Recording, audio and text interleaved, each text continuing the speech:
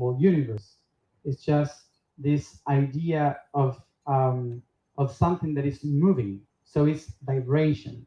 It's constantly moving. It's the constant vibration. And so they said, if everything is vibrating, it has data. It has spirituality. So everything that comes from that breathing would be spiritual. So actually, we in our reality have been doing something that was dividing the concepts of unity to understand them, because we have only one data and we have to split it to understand the parts. But when we split them, we thought that they were different things.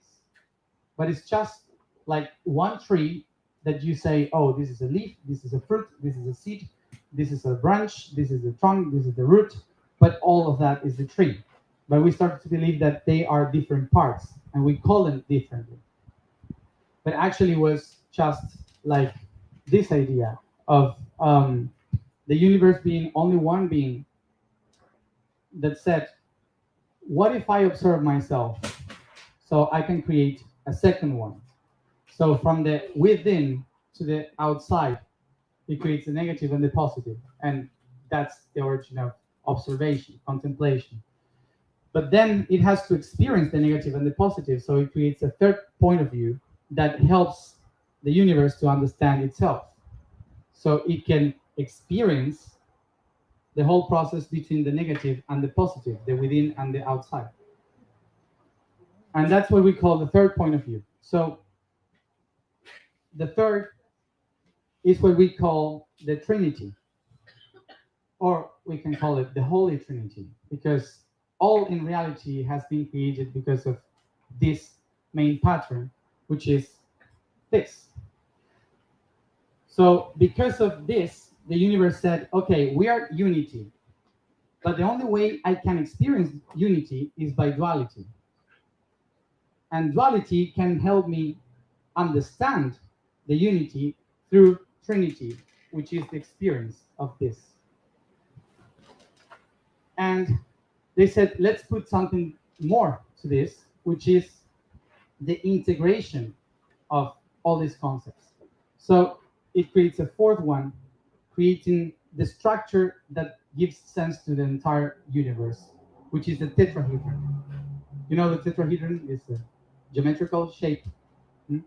So tetrahedron is this geometrical structure that gives meaning to all this. So the universe basically says we are all one, split in three, in order to understand ourselves. So we call this height, depth, and weight in the third dimension. In the fourth dimension, we call this past, present, and future. They don't exist. None of that exists. It's just points of view. It's just different perceptions of the reality, because we need them to understand something with a complete point of view. So in the third dimension, we have wide, height, and depth, just to perceive this and to be able to enjoy this reality. And we organize that in past, present, and future. But for the universe, this doesn't make any sense because it's all one. It's a circle. It's all one. So this unity of I am the whole, I am the one, um, makes us understand that this is the divine, this is God, this is everything, but each one of these three parts must be different because we can understand it in parts. So we call the inside the spirit, then we call this one the body, and this one the soul, for example. So we started to believe in our concepts of things that these are three different things and they are separated. But actually, we can call it vibration that creates energy that manifests matter. So this is the other point of view of this trinity. So does matter exist? Not really, because it's just energy that is being perceived by the third dimension, but it doesn't really exist. It's just a perception. So does energy exist? Well, in some dimensions it does, but actually everything is vibration, and energy is just a perception of the vibration. And what is vibration? It's it's basically that it doesn't exist. Basically, is the idea that we have between the positive and the negative.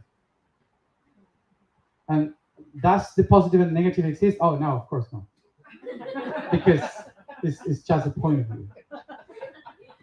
So, so actually, um, so actually, you can understand now that these three things are not different. They're just a continuation, constant of time and space to understand who we are. Um, so when we understand that, we will see that our bodies are just the continuity of our energy, and our energy is just the continuity of our vibration, which means that our body is the perfect design of our soul. The soul is not coming inside the body for the body to be alive. The body exists because the soul started to vibrate in a different resonance, so it can be manifested. And the same thing with the soul. The soul is not something separate from the spirit. Basically, the soul is the memory of the spirit, which is constantly breathing in, breathing out all the time. Is the expansion of vibration. So all the energy, the souls, comes from here. So it is so difficult to understand the whole when you are in a dimension like this one, that we have to split all the parts so we can get it. So we can get it. But then we start to believe that the parts are important. So this would be the members of unity. So this would be remembering. Okay. So when we say remember, is let's remember our history. But once we remember our history, physical history, we have to remember our soul, the energy. So we start to remember past lives, histories from other dimensions, other realities. So it's just remembering this line here that is within us constantly.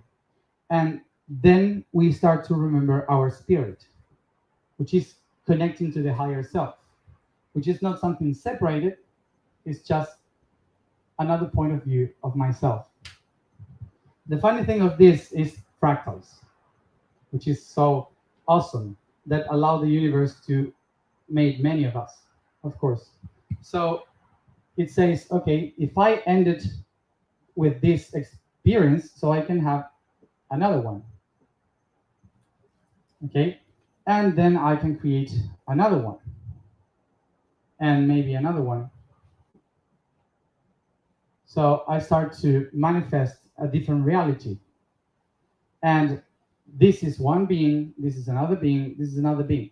Something that at first time we call Merkaba, okay, in many dimensions. Oh, that thing. So that's easier. So you had a tetrahedron down, tetrahedron up. And the whole idea was to understand that there's a positive aspect to manifest and a negative aspect to manifest. The negative aspect would be the vibration, energy, and matter. And the subtle aspect would be wisdom,